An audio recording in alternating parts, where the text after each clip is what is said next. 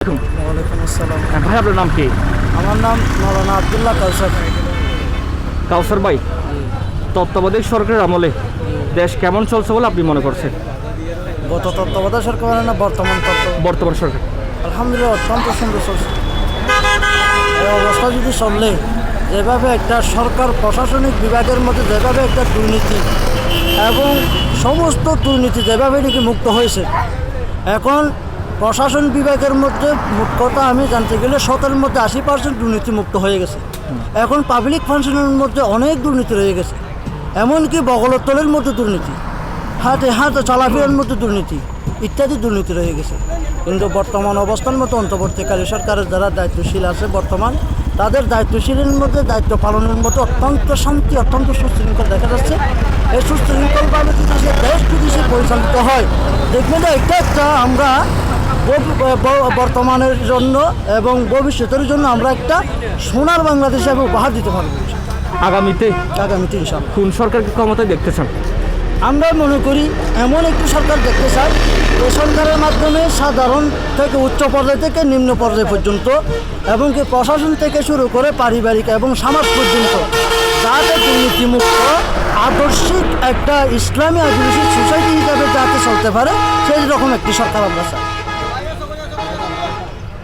BNP নাকি কোনো Islamic দল, কোন দলকে দেশের মানুষ ক্ষমতায় দেখতে চায়? মোট কথা, যে দলের মাধ্যমে আমরা দুনিয়া এবং আখিরাতের কাম্য করতে পারি, কল্যাণ করতে পারি, এমন একটি দল চাই যে দলের মাধ্যমে মোট কথা হলো সামাজিক থেকে পারিবারিক থেকে একেবারে সংবিধান পর্যন্ত যাতে আল্লাহর আনুগত্য মতে 35 পারা কোরআন মতে যে সংবিধান পরিচালিত হবে, সেরকম একটি দল আমরা চাই।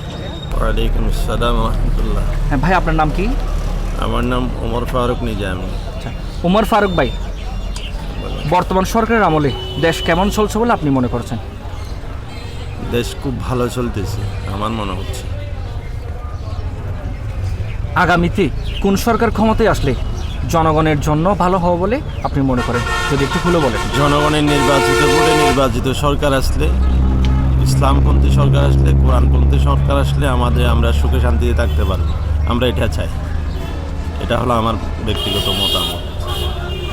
আমরা তো এতদিন ছিলাম স্বৈরাচারী শাসকের পদতলে পদদলিত, আমাদের কথা বলার অধিকার ছিল না। আজকে আপনি আমার কথা বলার অধিকার হরণ করা হয়েছে 17 বছর ধরে, কিন্তু আজকে আমরা বুক খুলে কথা বলতে পারতেছি আপনার সাথে। আপনি আমার মতামত যাচাই করছেন, এই মতামত যাচাই করার ক্ষমতাও আমাদের ছিল না। মসজিদে খুতবা দেওয়ার সময়ও আমাদের ছিল না, কিন্তু এখন আমরা বুক খুলে মসজিদে, হাটে, বাজারে, মাঠে, ময়দানে আমরা কথা বলতে পারতেছি।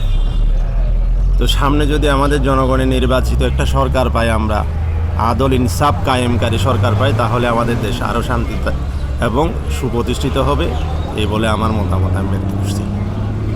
ভাই, আপনার নাম কি? আমার নাম মোহাম্মদ ইব্রাহিম। ইব্রাহিম ভাই, তত্ত্বাবধায়ক সরকারের আমলে দেশ কেমন চলছে বলে আপনি মনে করছেন?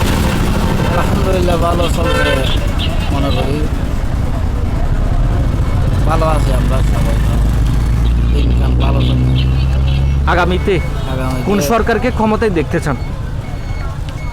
যেটা ভালো হয় এটা আমরা দেখতে চাই। যেটা মনে করেন যে আমাদের এই যে ধরেন শৈল মাল সব কিছুর দাম একটু নিয়মিত রাখবে, এটাকে দেখতে চাই আমরা।